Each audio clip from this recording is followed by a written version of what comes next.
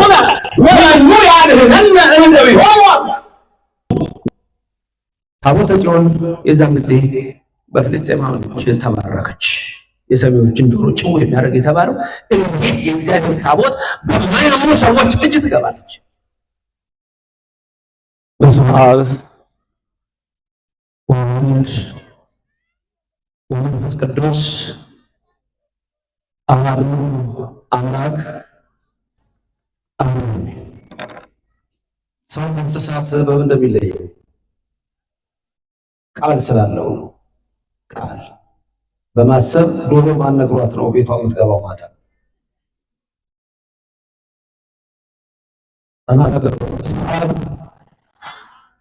ወወልድ ወመንፈስ ቅዱስ አሐዱ አምላክ አሜን። ብፁዕ አባታችን አቡነ አብርሃም የሰሜን ጎጃምና የባህር ዳር አህጉረ ስብከት ሊቀ ጳጳስ የቅዱስ ሲኖዶስ አባል ቡራኬው በእኔም በዚህ ሕዝብ ላይ ይደር። የተከበሩ መላከ ሰላም ኤፍሬም ሙሉ ዓለም የባህር ዳር ሀገረ ስብከት ዋና ስራ አስኪያጅ፣ የዚህ ታላቅ ደብረ አስተዳዳሪ የተከበሩ መላከ ሰላም ባህሩ ሙሉ ዓለም፣ የተከበሩ ሊቀ ሊቃውንት ስምዐ ኮነ መልአክ፣ የአራቱ ጉባኤ መምህር፣ በዚህ ስፍራ ያላቸው የገዳማትና የአድባራት አስተዳዳሪዎች፣ አበው መነኮሳት ወካህናት፣ አበው ዲያቆናት፣ የቤተ ክርስቲያኑ ጌቶቿ ምዕመናን፣ አባቶቼ፣ እናቶቼ፣ ወንድሞቼና እህቶቼ፣ እግዚአብሔር አምላክ የሚወዳችሁ ሕፃናት ጭምር ሰላም እግዚአብሔር ከሁላችን ጋር ይሁን። እንደምን አላችሁ? ሰማይን ያለ ምሰሶ ከነግሱ የዘረጋ ምድርንም በወራ ያለ ካስማ ከነልብሱ ያጸና ደመናን ያለ ድምፅ የሚመራው አየርን ሳይታይ የሚያስጉዘው የሚታየውንም የማይታየውንም የፈጠረ ኃያሉ አምላካችን እርሱ የመላእክት አምላክ የጌቶች ጌታ የነገሥታት ንጉሥ የአማልክት አምላክ የልዑላን የክቡራን ክቡር የኃያላን ኃያል የሰራዊት ጌታ እግዚአብሔር ከዘላለም እስከ ዘላለም ለስም አጠራሩ ክብር ምስጋና ይግባው። ረድኤተ እግዚአብሔርን አጋዥ በማድረግ በዚህ ምሽት ለ45 ደቂቃ የምንማርበት የትምህርታችን ኃይለ ቃል የሚሆነው የሰሚዎችን ጆሮ ጭው የሚያደርግ አንድ ነገር በሚል ነው። የሰሚዎችን ጆሮ ጭው የሚያደርግ አንድ ነገር። ሰው ለሰው አስታዋሽ ነው። ሰው ለሰው አሳሳቢ ነው። በልቦና የሚያሳድር በአይን ሆኖ የሚቀርጽ የቃሉ ባለቤት ያው እግዚአብሔር የምትሰሙትን ሁሉ በልቦናችሁ ጽላት ጻፍላችሁ። ለእኔም ለምናገረው ማስተዋልን እንዲያድለኝ የቃሉን ደጅ እንዲከፍትልኝ ሁሉ ጊዜ በጸሎታቸው አስቡ። ይህ ቃል የምትሰማችሁ ሁሉ ሐሳብ እንዲናችሁ በሰማያት ይሁን። ያላችሁ በረከት ስፍራ እወቁ። የጽድቅን ቃል ደስ የሚያሰኙ ነገሮች አብዙ። አንድ እንኳ በዚህ ቅጽር የራሱን ዘሬ የሚያወራ ሰው ከቶ አይሰማ። ምድርን ባያት ጊዜ እንድትንቀጠቀጥ ለሚያደርጋት ደሴቶችንም በባሕር ልብ እንዲወሰዱ ለሚያደርገው ኃያልና ብርቱ አምላክ ከዚህ ሰዓት ጀምራችሁ ሁላችሁም ልቡናቸውን አሳቡ። የሰሚዎችን ጆሮ ጭው የሚያደርግ ነገር በነገረ መለኮት አሁን ከዚህ ቀድሞ የሚገባውን ትምህርት ታላቁ ሊቅ አስተምረዋል። ስለዚህ በቤተ ክርስቲያናችን ጉዳይ ደግሞ ትንሽ ነገር አስታውሳለሁ። ይህም ስለ እግዚአብሔር ታቦት፣ ይህም ስለ እግዚአብሔር መቅደስ፣ ይህም በዚህ ላይ ስለሚነሱ ሰዓሊያን፣ ይህም ለእኛ ጽናት የሚሆን ትምህርት ነው። የነቢያትን የሐዋርያትን የሊቃውንትን ጉባኤ የባረከ እግዚአብሔር የእኛንም ይባርክልን። የካቲት 1 ቀን በቁስጥንጥንያ በቅዱሳን አባቶች ላይ አድሮ መቅዶኒዎስን ያሳፈረ፣ ሰባሌዎስን ያሳፈረ፣ አርሜናዎስን ያሳፈረ አምላካችን መንፈስ ቅዱስ በእኔም በላርያም በእኛ በሁላችን አድሮ ይኖር። የሰሚዎችን ጆሮ ጭው የሚያደርግ አንድ ነገር ታሪክ የተፈጸመው በሴር በአሌክሳንደር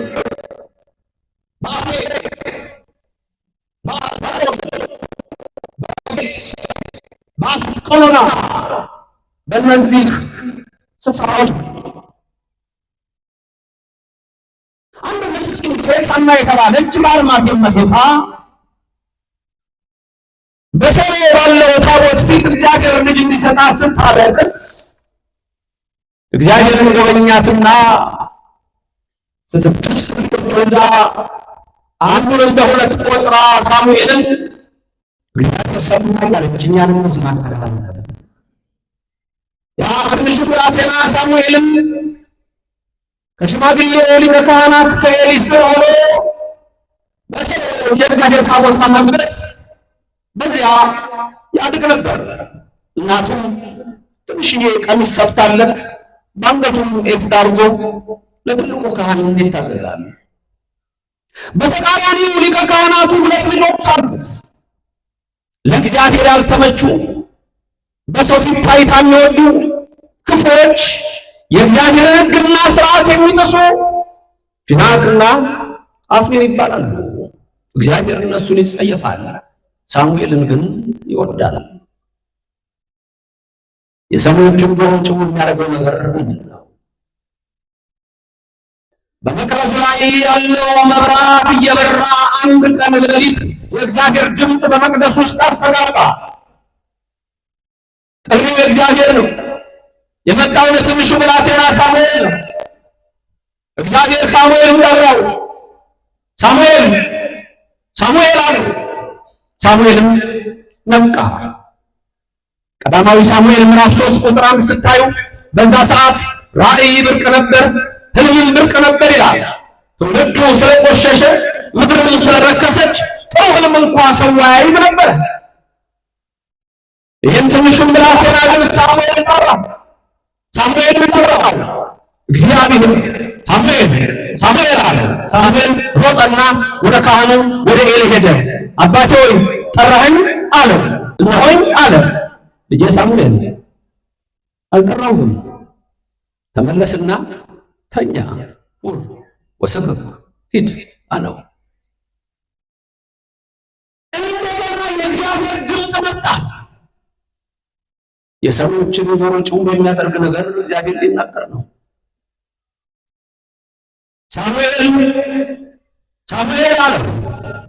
አሁንም ሳሙኤል ሮጠና ወደ ካህኑ ሄደ። እነሆኝ አባቴ ሆይ ጠራኸኝ አለው። ኧረ ልጄ ሳሙኤል ጠራሁህ፣ ሂድና ተኛ አለው። አሁን ሊቀ ካህናቱ ዔሊ ያን ነገር አሰበ። ይህ ልጅ እንደ እኔ ልጆች እንደ ፊናስና እንደ አፍኒን በክፋት የረከሰ አይደለም፣ እግዚአብሔር ተናግሮት ይሆናል፣ እግዚአብሔር ጠርቶት ይሆናል እያለ ሲያስብ ሳሙኤል ተመልሶ ሲተኛ እንደገና ለሶስተኛ ጊዜ በመቅደስ ውስጥ የሚያደርግ ድምፅ አስተጋባ። ሳሙኤል ሳሙኤል አለው። ያኔ ሮጠና ወደ ካህኑ ሲሄድ ልጄ ሳሙኤል ከአሁን በኋላ ድምፅ ከመጣ በዛው ሆነ እጆችን ዘርጋ፣ ወደ ሰማይም ተመልከት። በል እግዚአብሔር እስመ አነ ገብርከ እሰማዕከ እሺ አባቴ አለ። ተመልሶ ተኛ። ወኮነ ቃሉ ከመ ቀዳሚ ያ ድምፅ እንደገና መጣ። ሳሙኤል ሳሙኤል ሳሙኤል ወደ ላይ ተመልክቶ እጆቹን ዘርግቶ በል እግዚአብሔር እስመ አነ ገብርከ እሰማዕከ ጌታዬ ተናገር እኔ ባሪያ እሰማለሁ አለው። ለካ ሳሙኤልን የጠራው የሰማይና የንጉሥ አምላክ የምድር ንጉሥ ኃያሉ አምላክ እግዚአብሔር ነበረ። ሳሙኤል የጠራሁ እኔ ነኝ። የጠራሁም ነገር እንዲህ ነው። እጀምራለሁ፣ እፈጽማለሁ።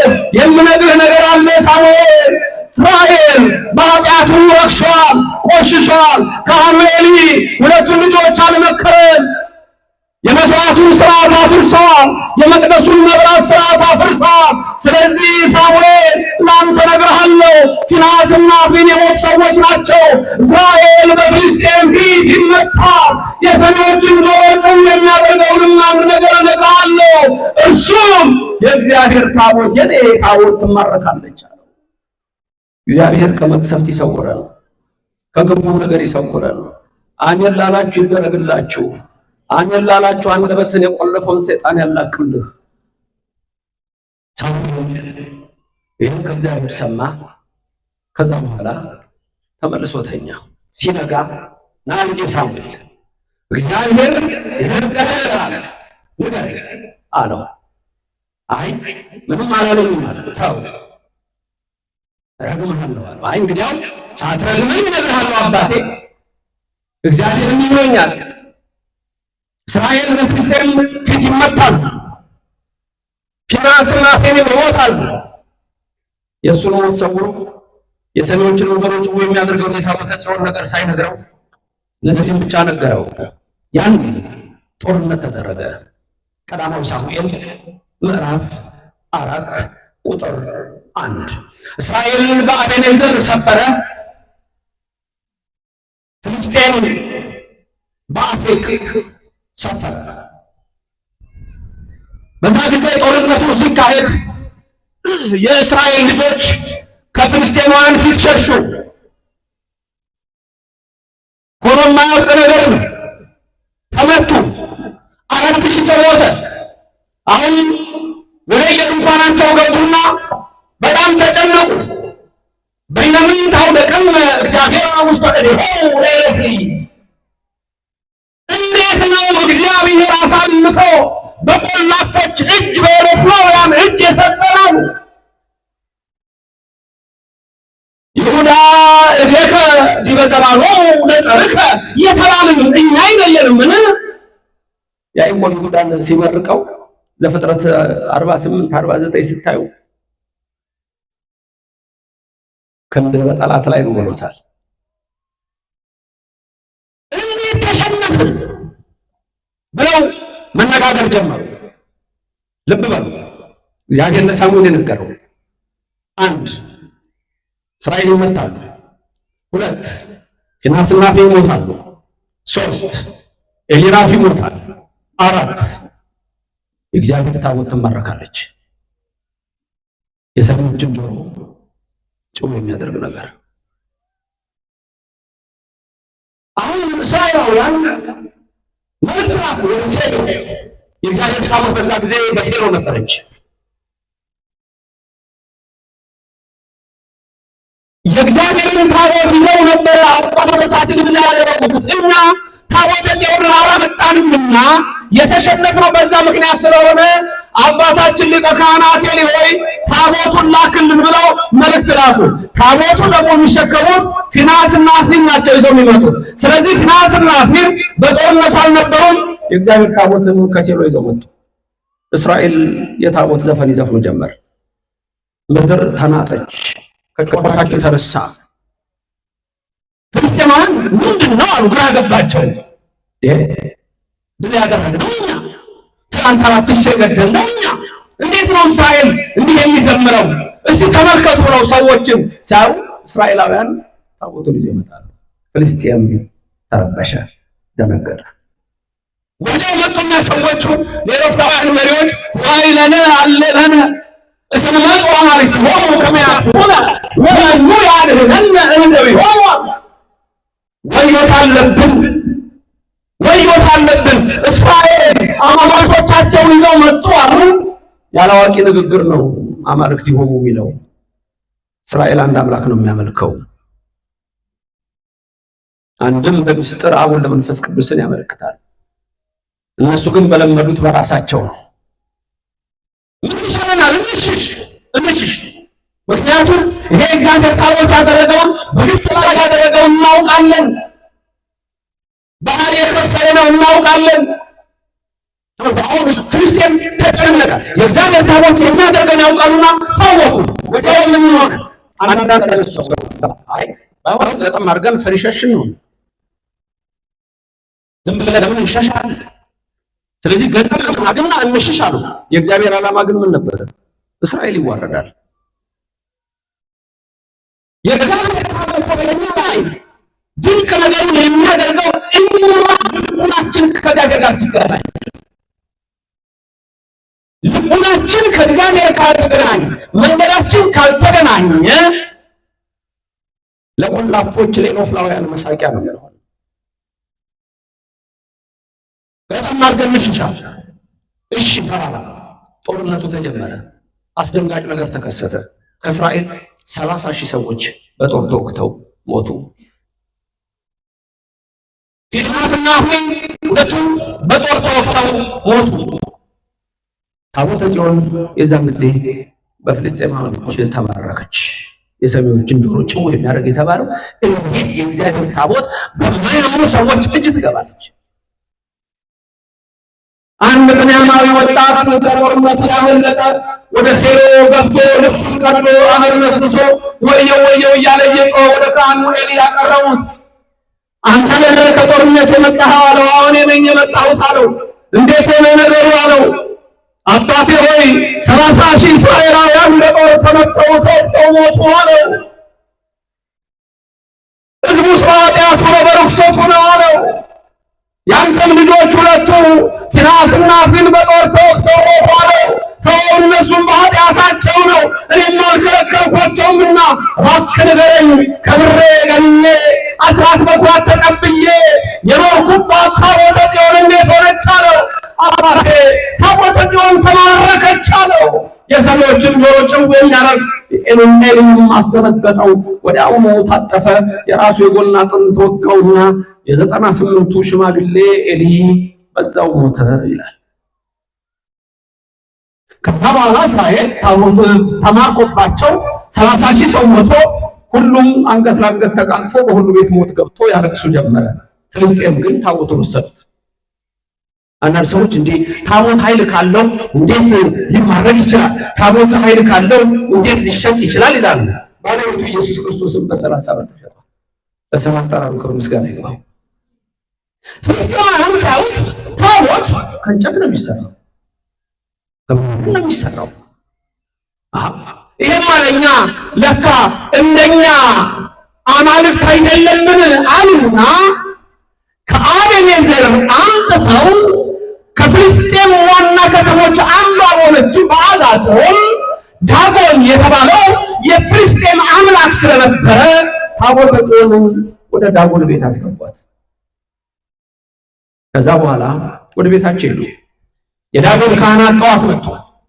የዳጎን ካህናት ጠዋት ሲመጡ የእግዚአብሔር ታቦት በነበረበት ላይ ሆኖ የፍልስጤም አምላክ እነሱ አምላካችን የሚሉት ዳጎን ግን እጅና እግሩ ተሰብሮ ወድቆ ነበር። ያም በታቦቱ ፊት ለፊት ነበር። ይሄም ማለት እየሰገደለት ነበር ማለት ነው። በፊት ወድቆ ነበር ማለት እየሰገደለት ነበር። የሚደንቀኝ አንድ ቃል አለ እዛ ጋር አምላካችንን ምን ነካው ብለው አነሱት። በሁለተኛው ቀን ሲመጡ እንደዛ ነው። በሶስተኛው ቀን ሲመጡ ዱቄት ሆኗል። ከዛ በኋላ የእግዚአብሔር እጅ በአዛጦን ከበደች ይላል። በጠቅላላ በእባጭ ተመቱ። ግማሾቹ በሞት ተቀሰፉ፣ ደነገጡ። ምን ይሻለናል አሉ። ሰው ታወቀ። የእግዚአብሔር ታቦት ወደ ሌላ የፍልስጤም ከተማ ወደ ጌት ይሂድልን አሉ። ታቦቱን ወስደው ወደ ጌት ወሰዱት። በጌትም የእግዚአብሔር እጅ ከበደ። ብዙዎች በመቅሰፍት ተመቱ። ምን ይሻለናል አሉ። ወደ አስቀሎና እንውሰደው አሉ። አስቀሎናም ሲወስዱን የእግዚአብሔር እጅ በዛ ከበደ ይችላል። ተጨነቁ። 7 ወር ሙሉ የእግዚአብሔር ታቦት ፍልስጤምን አስጨንቃ በኋላ ላይ ነው የተመለሰችው። እግዚአብሔር ክብርና ምስጋና ለዘላለም ለስሙ ይድረስ። የእግዚአብሔር ታቦት ጳውሎስ ሐዋርያ ማን ነው ታቦትን ከጣዖት ጋር የሚያኖረው የሚለው የእነዚህን የፍልስጤማውያን ታሪክ ስለሚያውቅ ነው። ብዙዎች ዛሬ ታቦትና ጣዖት ባለመለየት የቅድስት ቤተክርስቲያንን ክብር ሲያንቋሽሹ ትሰሟቸዋላችሁ።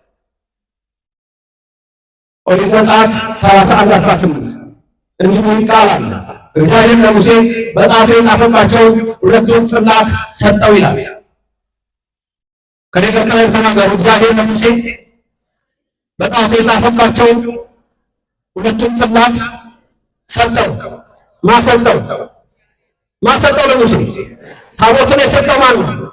ዛሬ ፍልስጤም ተነስቶ ወይም ዛሬ ያለ ከሃዲ ወይም ዛሬ ያለ የታድሶ መንፈስ በእግዚአብሔር ታቦት ላይ ሲናገር ልትሰሙት እንኳን የሚገባ አይደለም። ሊቃውንቱን ሁሉ ሳይቀር እያነሳ የሚናገር ትውልድ ታውቃላችሁ። ትልቁን ሊቅ ሁሉ ነው በቃ ማያውቅ እያለ ሲናገር ያስደነግጣል። አለቃ ገብረሃና አንድ ቀን ይባላል እሳቸው ይበሉት አይበሉት አላውቅም፣ ብቻ አንዱን የተማረ ሊቅ አንዱ ባዶ የሆነ ተነስቶ ደንቆሮ ነው። አለቃይን ሰምተው ኧረ እባካችሁ እያሉ ከዛ ሰዎች መጡ። አለቃ ምን እያደረጉ ነው? ኧረ ስብሰባው ለማስተካከል ምን ይበላል? ስሜት የተዘዋወረበት ዘመን ነው። የእግዚአብሔር ታቦት የእግዚአብሔር መቅደስ የእግዚአብሔር ፍቃድ ናቸው። መቅደሱም የእግዚአብሔር ነው፣ ታቦቱም የእግዚአብሔር ነው። ኦሪት ዘጸአት ምዕራፍ 25 ቁጥር 8 ላይ ምን የሚል ቃል አለ? እግዚአብሔር ሙሴን አዘዘው፣ በመካከላችሁ አድር ዘንድ መቅደስ ስሩልኝ። እግዚአብሔር ነው ያለው። ተናገሩ እስቲ፣ በመካከላችሁ አድር ዘንድ መቅደስ ስሩልኝ። ማን ነው ይሄን ያደርገው? እግዚአብሔር። መቅደስ ስሩልኝ። እኛ መቅደስ አለን፣ ሌሎች መቅደስ አላቸው። ያላቸው አሉ። ያው ቸርችም ቢሉት ምንም ቢሉት አላቸው። ጥሩ እዛ ድረስ አብረን እንጓዝ። እኛም መቅደስ አለን፣ እነሱም አላቸው። በመጀመሪያ እንጠይቃችሁ፣ በመጽሐፍ ቅዱስ ውስጥ መቅደስ አለ የለም? መጽሐፍ ቅዱስ ላይ መቅደስ ይናገራል አይናገርም? አሁን ያለው ጥቅስ አይበቃም? አለ። መጽሐፍ ቅዱስ ውስጥ ካህናት አሉ፣ መቅደሱን የሚያገለግሉ የሉ? አሉ። መጽሐፍ ቅዱስ ላይ ጽና አለ የለም? አለ። ኢሳይያስ 6ን ብቻ ማየት አይበቃም? ሱራፌልና ኪሩቤል ሲያጥኑ ኢሳይያስ የተመለከተው ኦዚያን በሞተ በዓመቱ ነው።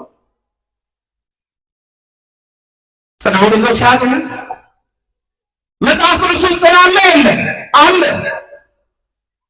መጽሐፍ ቅዱስ ውስጥ በጽና ውስጥ የሚደረግ ዕጣን አለ የለም? አለ። ካህናት የሚለብሱት ልብስ በመጽሐፍ ቅዱስ ውስጥ አለ ወይስ የለም? አለ።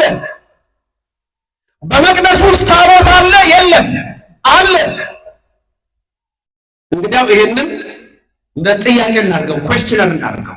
ከዛ ኦርቶዶክስ አለ፣ ከዛ ካቶሊክ ይኑር፣ ከዛ ፕሮቴስታንት ይኑር፣ ከዛ የፈለገው ይኑር፣ ሁሉም ይኑር። ጥያቄውን እንጠይቅ ነው ያልኳችሁ። ፈተና ተሰጠ።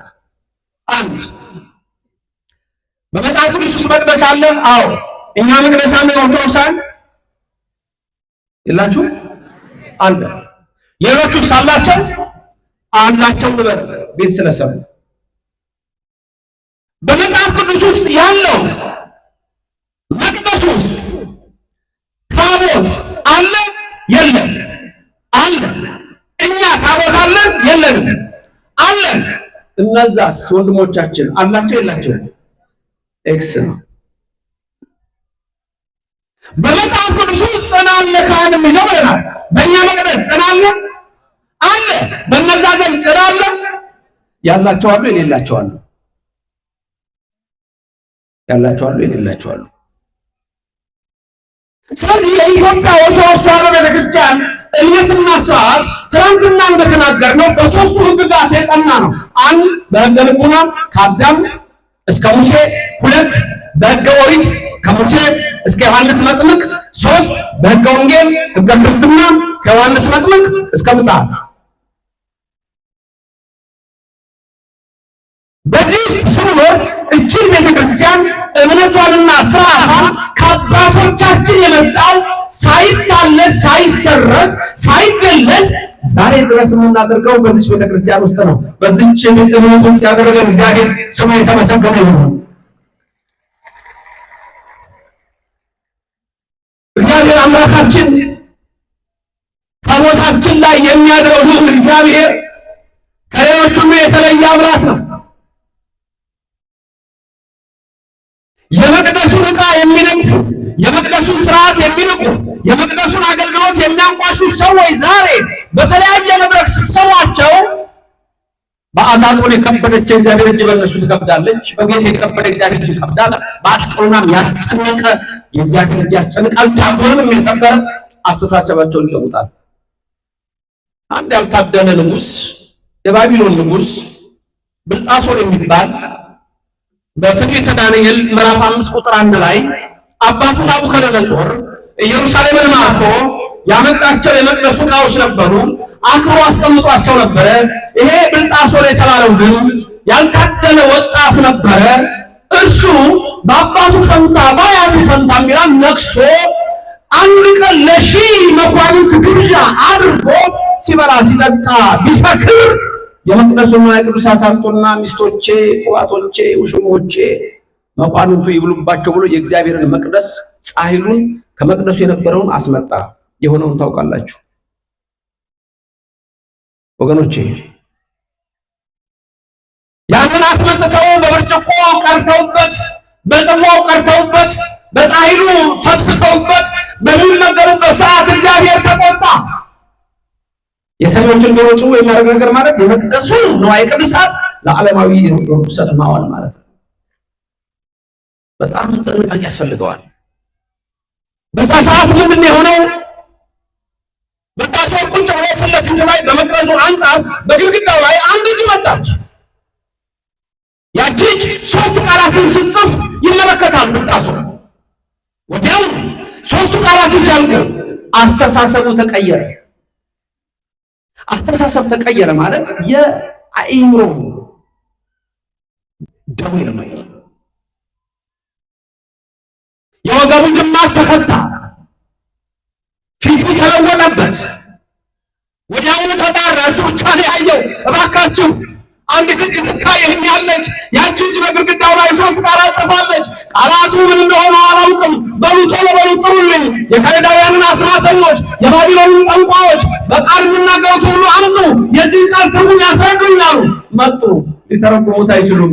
እግዚአብሔር የጻፈውን የእግዚአብሔር ሰዎች ብቻ ናቸው የሚተረጉሙት። ክብርና ምስጋና እግዚአብሔር ይድረሰው። ዛሬ ብዙ ሰዎች ትናንትና እንደተመለከተው መጽሐፍ ቅዱስ ላይ ያለው ስህተት አይተናል፣ እንዴት እንደሚያጣምሙት። መሀላችን በጀርመን ሀገር ትልቁን የግዕዝ ጥናት ያደረጉ ዶክተር ሙሉቀንን አይቻቸዋለሁ። ትናንት አንስቼ የነበረው ምንድነው? መዝሙር 86 ላይ መሰረታቲሁ አድባረ ቅዱሳን የሚለውን መሰረታቲሁ ብለው ለውጠው ተመልከቱ። ለውጠው በዜማም ሊቀ ዲያቆናቱ ሲያሰማን የነበረው መሰረታቲሁ አድባረ ቅዱሳን አንዱ ትርጓሜ ለእመቤታችን ነው።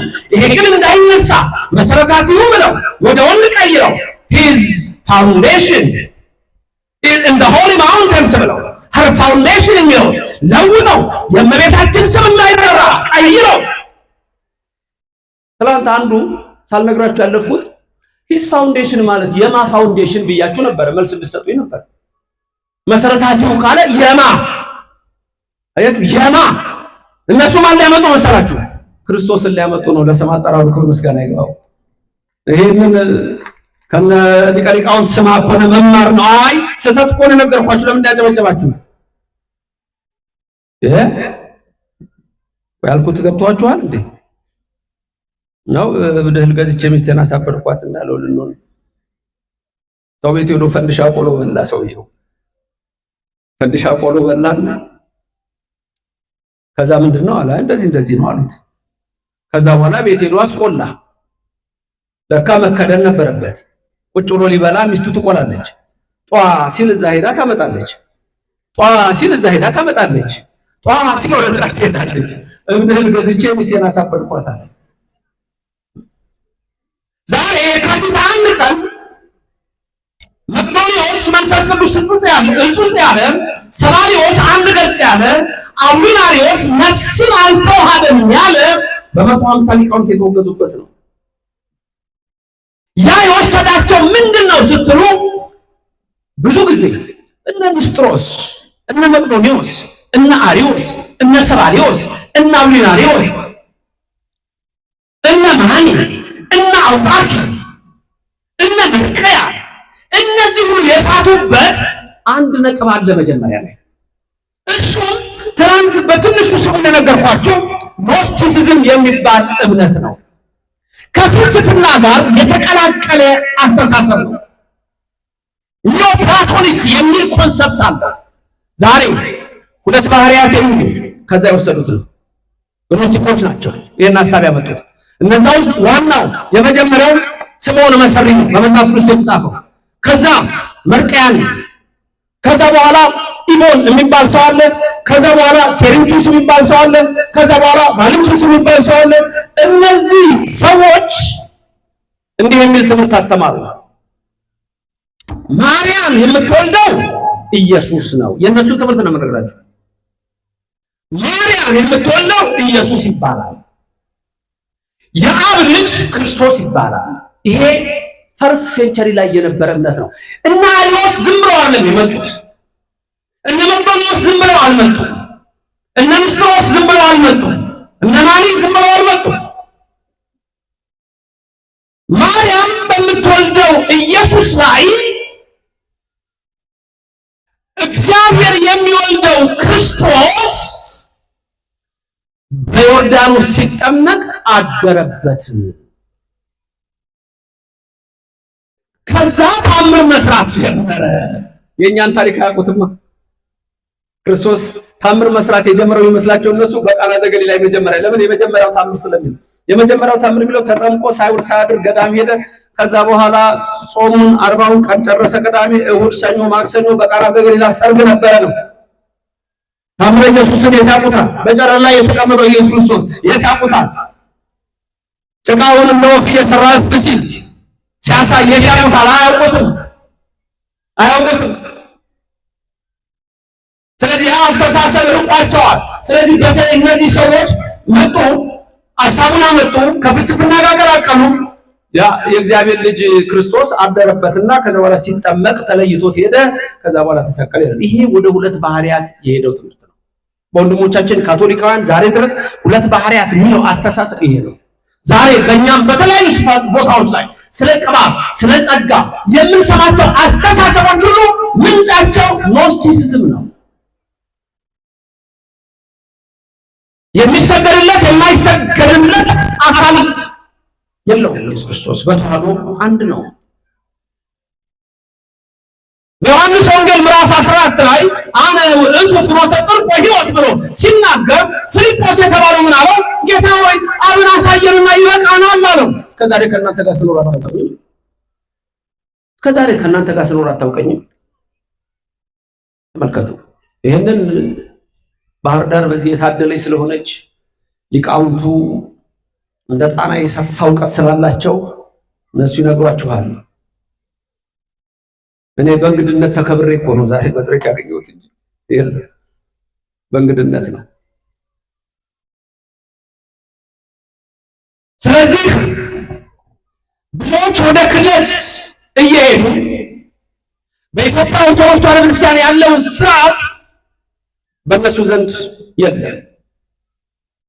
የሰሚዎችን ጆሮ ጭው የሚያደርግ ነገር ያለው የታቦተ ጽዮን ጉዳይ ነው። በጣም የደነቀኝ አንድ ጊዜ በሃዋርድ ዩኒቨርሲቲ ፕሮፌሰር ስትሬከር የሚባል አንድ ቸርች እንጎብኝ ብሎ በርካታ ተማሪዎች እዛ ሄዱ። አሜሪካ ውስጥ ዋሽንግተን ዲሲ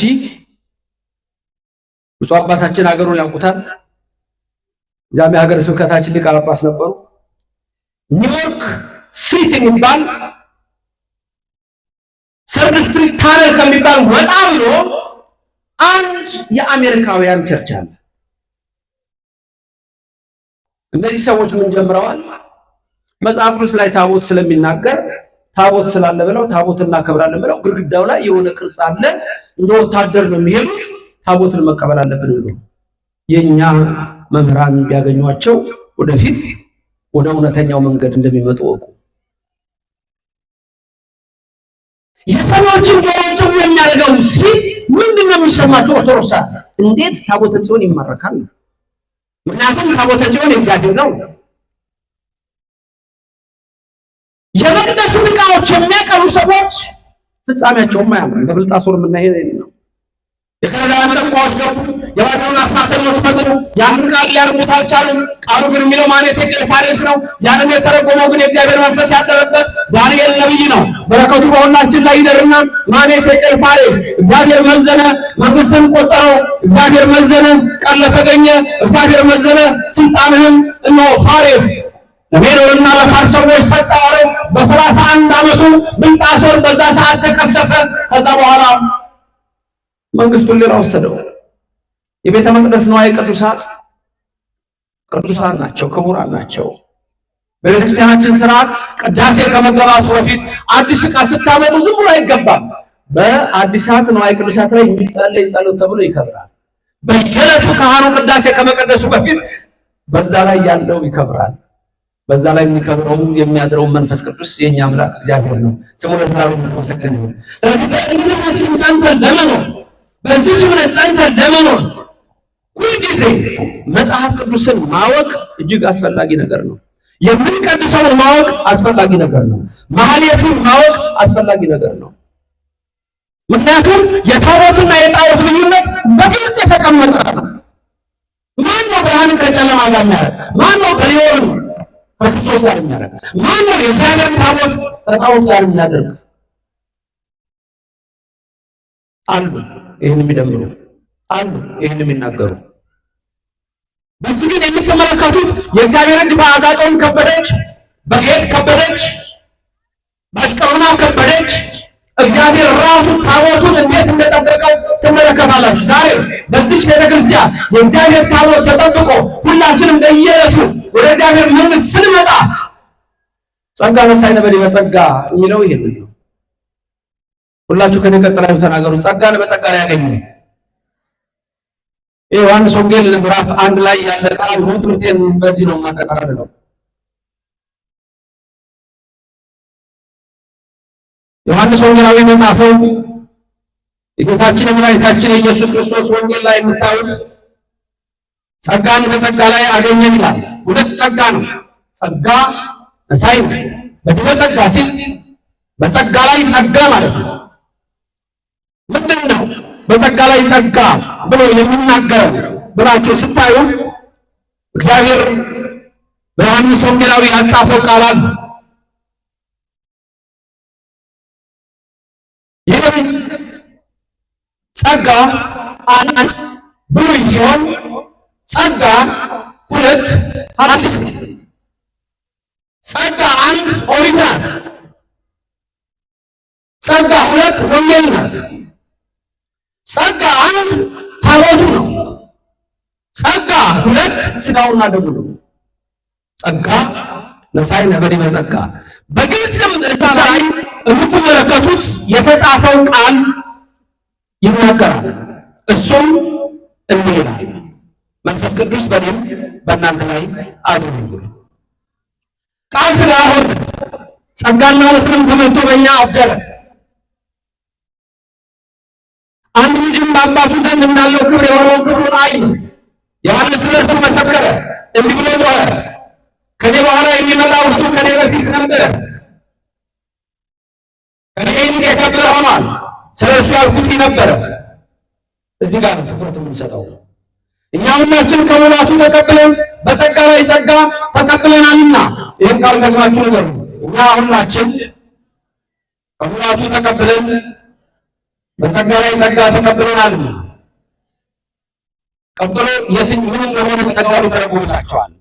እንዲህ ይላል፣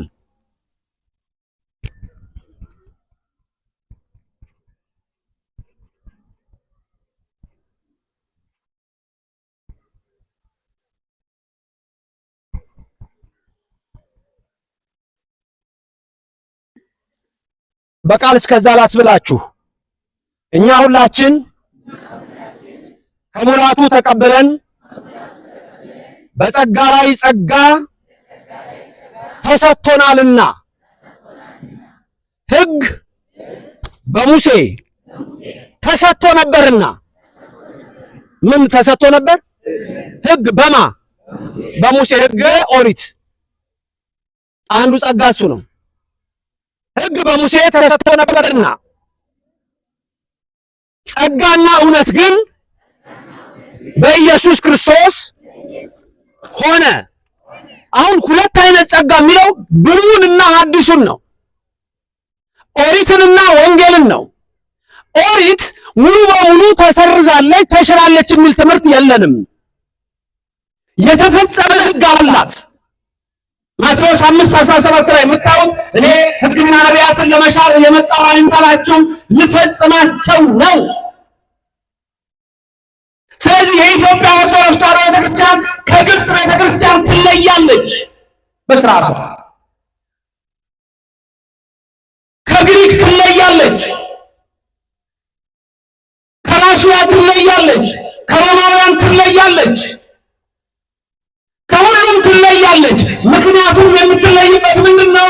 ትናንት እንዳየነው በሕገ ልቡና፣ በሕገ ኦሪት፣ በሕገ ወንጌል የጸናች መሆኗ ነው። አሁን እዚህ ጋር ኦሪትን ጸጋ ይላል። ለምሳሌ አስርቱ ትእዛዛት በአዲስ ኪዳን የተጻፉት ወይስ በብሉይ ነው? ዘጸአት ላይ በብሉይ። ሰንበቴን አክብር የት ነው የተጻፈው? በአዲስ ኪዳን ነው በብሉይ። እነዚህ ትእዛዛት አሉ። በነገራችን ላይ በፕሮቴስታንት ቸርች ምዕመናን፣ የፕሮቴስታንት ተከታዮች እዚህ ካላችሁ ከብሉይ ኪዳን የምትቀበሏት አንድ ነገር ብቻ ነች፣ አስራት ገንዘብ ስለሆነች እንጂ አዲስ ኪዳን ላይ አስራት ሕግ የለም። አያችሁ፣ ከዛ ነው ያመጣት። መልሰው ደግሞ እኛንም ሊቀልዱብን ይሞክራሉ። በመቅደሱ በንዋየ ቅዱሳቱ የብልጣሶር ልጆች ሊቀልዱ ይፈልጋሉ። ጸጋነ ሳይሆን በጸጋ ነው። በሙሴ ሕግ ተሰጥቶናል። ሕግ ዘላለማዊ ነው። ጸጋ እሻው ወጣው የሚፈጸመው ነው አለ። እንደዚህ ደግሞ ስጋው ደግሞ ተሰጠ። ስለዚህ በኢትዮጵያ ኦርቶዶክስ ተዋሕዶ ቤተክርስቲያን ስጋውና ደሙ የሚከብረው በታቦቱ ላይ ነው። በዛ ነው። ስለዚህ በዚህ ቤተክርስቲያን ስትኖሩ ያላችሁን ነገር ሊያቀልሉባችሁ የሚሞክሩ ብዙ ጠላቶች አሉ። ለምን? ስለሌላቸው። እንደዛ ቀበሮ እንደሚባለው ከላይ ምንድነው አፕል ልትበላ ነው ወይ ልትበላ ተጠራርታ አልደርስ ስትል ይሄ እኮ ድሮም አይጣፍጥም ብላ ሄደች።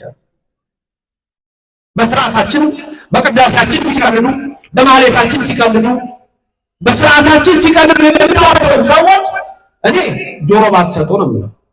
ለምን ትሰማለህ? የምትበላውን ትመርጥ የለ እንዴ? የምትጠጪውን ትመርጭ የለ እንዴ? ፌዘኞች ናቸው። አንድ ሰው ነበረ፣ በአንዱ ጋር ኦርቶዶክስ ነው፣ በአንዱ ጋር ደግሞ ሌላ እምነት ያለው ሰው ነው። ይሄ ኦርቶዶክሱ አንድ ቀን አህያ ሞተበት። ጎትቶ ሲሄድ ያ ቀልደኛ መንገድ ላይ ያገኘው። ምን ነው አለው፣ አህያ ሞተ እና ወሬ ልትወስድ ነው? ገደል ልጨምረው ነው? ምን ነው ፍታህ ሳታስፈታው? ፍታህ ሳታስፈታው አለው። ባስፈታው ደስ ባለኝ ነበር፣ እምነት ቀየረብኝና ገደል ልከተው ነው አለው። ፍጻሜው አያምርም።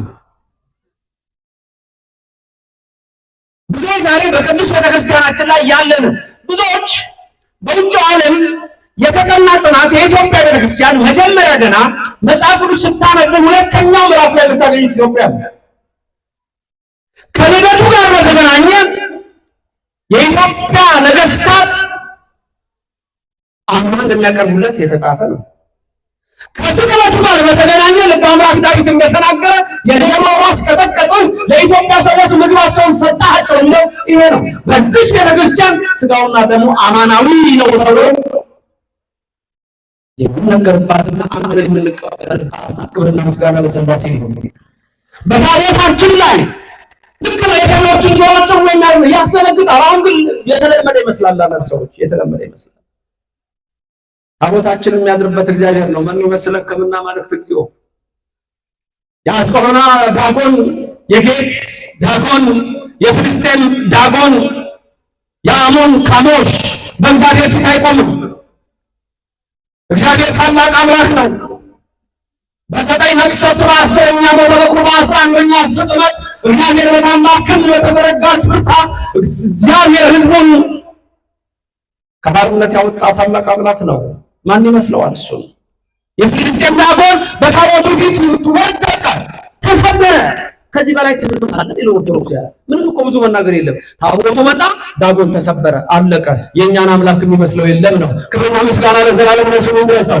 ሁልጊዜ ቅዳሴ ላይ ስታስቀድሱ የሉቃስ ወንጌል ከተነበበ በኋላ የሚባል አንድ ዜማ አለ። መርገፉ ምንድነው የምንለው? ቅዳሴው ምንድነው የምንለው? ስለ ኢየሱስ ክርስቶስ ምንድነው የምንለው? ቅድም ሊቃውንት ሲያስተምሩ ነበር። ኢየሱስ ክርስቶስ ትናንትም ስናነሳ ነበር። ከራስ ጸጉሩ ጀምረን ሰላም ወዝክር ስምከ ብለን ለስልተ ርእስከ ብለን ለርእስከ ብለን ለገጽከ ብለን እስከ እግሩ ጥፍር ድረስ የምታመሰግን የኢትዮጵያ ቤተክርስቲያን ኢየሱስን አታውቅም ማለት እንዴት ያሳፍራል! የብልጣሶር ንግግር ነው። የኢሎፍላውያን ትችት ነው። ማን ይመስለከ ከምና ማለት እግዚኦ ይቀዳቆናት አለ እንዴ ዛሬ በዚህ ጨርስ እስቲና የሉቃስ ወንጌል ከተነበበ በኋላ ሁልጊዜ የምንለው ማን ይመስለከ ከምና ማለት እግዚኦ እያለ የምንናገረው ግን አለ። በእዝል እንስማ።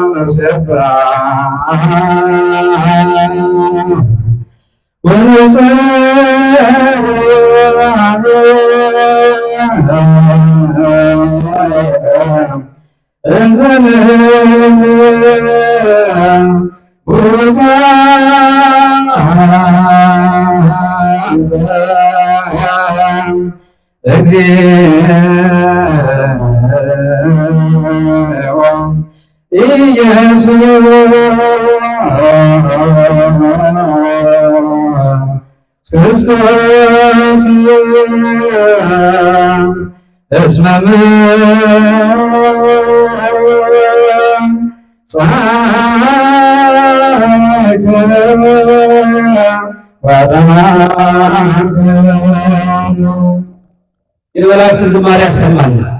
አሁን ይሄን ዜማ ሁሉ ቀን እንሰማዋለን፣ ግን ምንድነው የምንለው የሚለውን ጠንቅቆ ማወቅ ያስፈልጋል። ማን ይመስልህ ከምን አማልክት ይዞ ከአማልክት የሚመስልህ ማን ነው ያለው? ማን ይመስልሃል? ከአማልክት የሚመስልህ ማን ይመስልህ ከምን አማልክት ይዞ? አንተ ሰማይና ምድር የፈጠርክ ኃያል አምላካችን ነህ። በኦርቶዶክስ ተዋሕዶ ክርስቲያን የምንለው ይህንን ነው። እግዚአብሔር ሆይ አንተ አምላካችን፣ አንተን የሚመስል ከቶ ማንም የለም። አንተ ውእቱ ዘትገብር መንከ፣ ድንቅ ነገር የምታደርግ አንተ ነህ። ከአንተ በስተቀር ማን አለ? ሰማይን የዘረጋ ከአንተ በስተቀር ማን አለ? ምድርን በውኃ ላይ ያጸና፣ ዳጎንን የምታሳፍር፣ ባህር የምትከፍል፣ ድንቅ ነገር የምታደርግ፣ ግሩም ነገርን የምትሰራ አንተን ከቶ ማን ይመስላል? ተመልከቱ። ድንቅ ነገርን በሕይወታችን ያድርግልን እግዚአብሔር። ሕዝቡን ሁሉ ግዕዛን የሰጠ ግዕዛን ነፍስን የሰጠ ቀድሞ የፈጠረ ኋላም በቀረነው አደባባይ ላይ ተሰቅሎ ድህነትን ለሁላችን የሰጠ ወርቀው ሲኦል ይላል ወደ ሲኦል ወደ ነፍሳትን የማረክ ያወጣ አንተ ነህ። ይሄንን ደግሞ ጊዜ የምንለው የኢትዮጵያ ኦርቶዶክስ ተዋሕዶ ቤተክርስቲያን ከመጽሐፍ ቅዱስ ውጭ የሆነ አንዳች ነገር የሌላት እግዚአብሔርን አምና እግዚአብሔርን ሰብካ የምትኖር ናት። እስመ መጻእከ ወአድኀንከ መታሃሉ ይሆናልና ሁልጊዜም ደግሞ ስምህን እንጠራለን። እየጮህን ስምህን እንጠራለን። በእንተ ዝንቱ ንሴብሐከ ወንጸርህ ኀቤከ እንዘ ምን እያለን ቡሩክ አንተ እግዚኦ ኢየሱስ ክርስቶስ እስመ መጻእከ ወአድኀንከነ። ኢየሱስ ክርስቶስ ሆይ አንተ ቡሩክ ነህ። ሁላችንም ልታምኑ ወደዚህ መጥተሃልና ታቦታችን ልዩ ነው። መቅደሳችን ልዩ ነው። ካህናቶቻችን ልዩ ናቸው። ጽናችን ልዩ ነው። ማይጠንታችን ልዩ ነው። እቺ ቤተክርስቲያን ብቻ ኢየሱስ ክርስቶስ የመሰረታትን ቤተክርስቲያን ትመስላለች። በዓለም ላይ ጫማው ልቆ የሚገባ ማንም የለም ከኛ በስተቀር። መቅደስ ብለው በሚሉት እንኳን ጫማው ልቆ የሚገባ የለም። ጫማው ልቆ የሚገባ ህዝብ የኢትዮጵያ ኦርቶዶክስ ተዋሕዶ ቤተክርስቲያን ህዝብ ነው። ህብረቱ ከሙሴ ህብረቱ ከኢያሱ ነው። ክብርና ምስጋና ለእግዚአብሔር ይድረሰው። በዚህ ቤተክርስቲያን ውስጥ ስንኖር ይሄንን ነው። በጎቼን በየስማቸው አውቃቸዋለሁ ይላል። ሁላችሁም እስቲ ስንት ስም አላችሁ? ዋና አባት እናት ያወጣላችሁ ስም አለ። ሁለተኛ ደግሞ ቤተክርስቲያን ያወጣችላችሁ ኬፋ የተባላችሁ ጴጥሮስ የተባላችሁ አላችሁ። እስቲ ሁላችሁም ክርስትና ስማችሁ ንገሩኝ።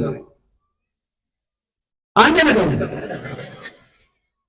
ከዚህ ቤተክርስቲያን ስትወጡ ይሄ ስም የላችሁም። ኤሳውን ትሆናላችሁ። ተመልከቱ፣ ኤሳውን ነው የምትሆኑት ወይም እስማኤልን ነው የምትሆኑት። አሁን በሌላ እምነት ውስጥ አባትና እናቱ ያወጡለት ስም ነው ያለው እንጂ ቤተክርስቲያን ያወጣችለት ስም የለው። አንድ ሰው ከኦርቶዶክስ ቤተክርስቲያን ወጣ ማለት እግዚአብሔር በኔ ላይ አይጠራ አለ ማለት ነው። በጎችን በየስማቸው አውቃቸዋለሁ የሚላችሁ ሁላችሁም በዚህ ስም ቤተክርስቲያን በ40 በ80 ሰየመቻችሁ። ፍትሐት ቢፈታ ጸሎት ቢደረግ በዚህ በሰማያዊ ስማችሁ ነው የምትጠሩት።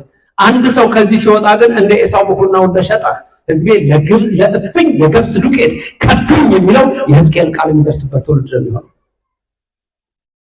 ስለዚህ በዚህ ቤተክርስቲያን መጽናት ማለት እግዚአብሔር በኔ ላይ ይጠራ ማለት ነው። በእስማኤል አልተጠራ፣ በይስሐቅ ተጠራ፣ በኤሳው አልተጠራም፣ በያዕቆብ ተጠራ።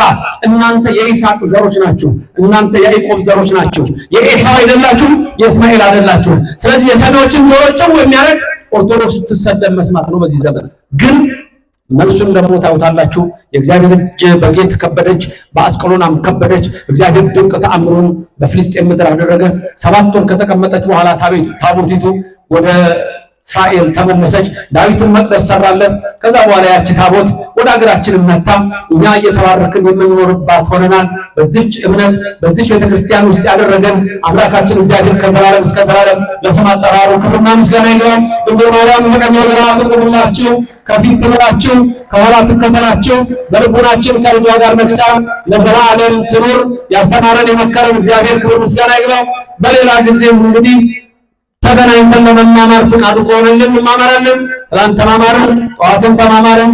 አሁንም ትንሽ ለማስታወስ ሞከርኩኝ።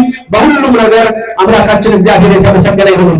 የኢትዮጵያ ኦርቶዶክስ ተዋሕዶ ቤተክርስቲያን በሌላው ዓለም ልዩ የሚያደርጋት በሶስቱ ሕግጋት ጸንታ ያለች ስለሆነች ነው። በሕገ ልቡና፣ በሕገ ኦሪት፣ በሕገ ክርስትና።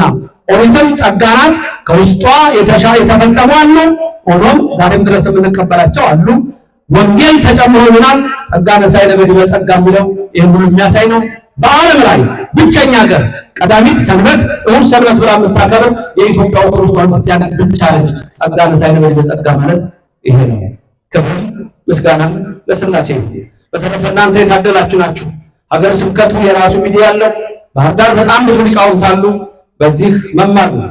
ቤተ አቅለሲያ የሊቀ ሊቃውንት ስምዐ ኮነ፣ ሐሽማል ሚዲያ፣ የመምህር ማዕበል እነዚህ ሁሉ አሉ። ዋካ ሚዲያ።